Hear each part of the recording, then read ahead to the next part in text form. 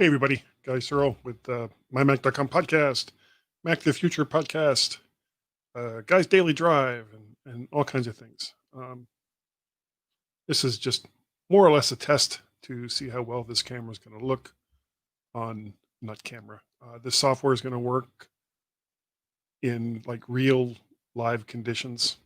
And you can tell that it's meow. I have, I have my grumpy cat. Hello, grumpy cat.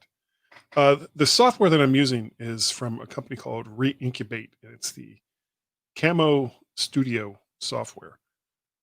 Basically, you connect up your iPhone, whether it's through USB-C or Lightning, that connects to your Mac in either USB-C or USB-A, I believe it is, and load the software. I'm going to show you here the software real quick. So here's the software. You've got a number of settings here. Now this is for the paid version. The unpaid version, the only real choice you get is 720p.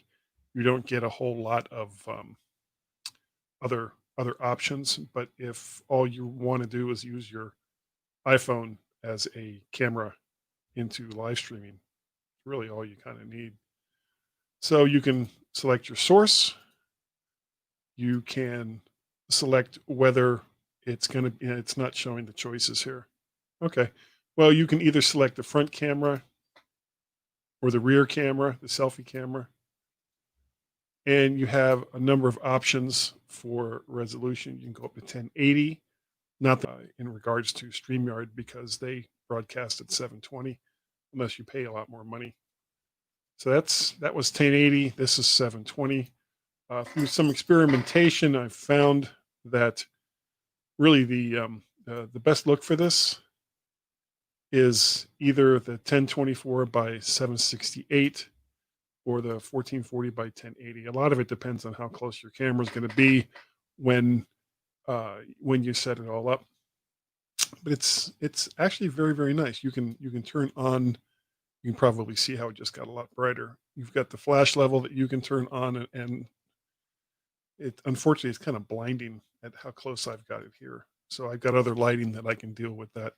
But it is there. You can watermark it. It's probably not going to show up because the resolution isn't going to let it.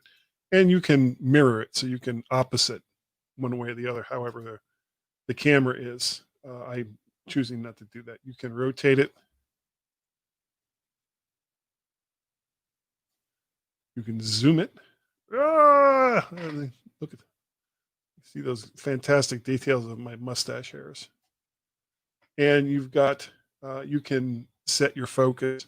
You can set your shutter speed. You can set your ISO, your brightness, temperature. Temperature is kind of cool. So I can go full orange and bad if that's what I want to do. And just by turning it off, it'll go back to the, see how it slowly went back to the default settings. Same thing with tint. I can give it a green or a blue tint. I can change the hue, saturation,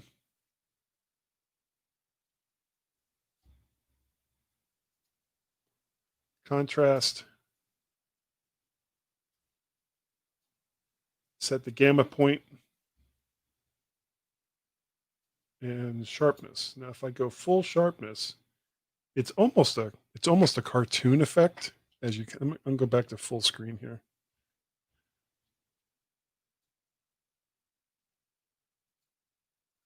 So it really highlights some of the individual hairs. It's not the most flattering of looks, but there's no reason why you couldn't do this if this is what you wanted to do.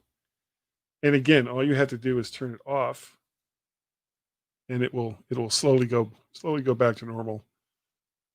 This is really, really cool software. That my biggest problem with this software, it's another one of these subscription services. So it's $40 a year to get all of the tweaks versus the free version, which doesn't give you any of the settings here that you see, and it basically makes it so that you can only do 720p, which again, for most people, is probably good enough. Um,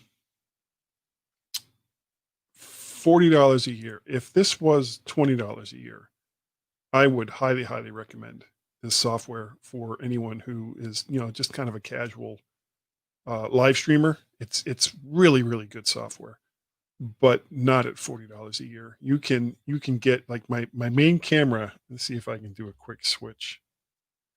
The main camera that I use is a Logitech C930,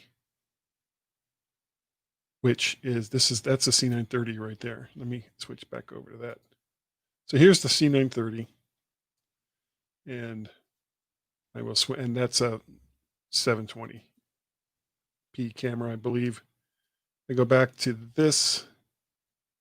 Now there's some differences, mostly because of just how close it's going to allow you to get, plus just lenses and everything else. But I happen to think that the camera inside of my iPhone is a much clearer, much better camera than what you're going to get in a typical Logitech webcam. And there's nothing wrong with Logitech webcams. I just think that the camera in most phones is going to be better. And uh, Reincubate's Camo Studio software, whether you get the free version at 720 or the paid version at 1080 with all the other options, I think is a better and less expensive choice than getting, because currently I think the 930s are going for anywhere from 140 and up.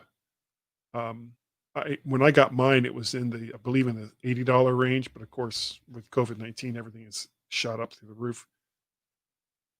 So, but anyway, if you have an iPhone and you have a Lightning to USB cable, and you've got to have both of those things if you have an iPhone, then go on over to Reincubate, download the software, give it a try for yourself.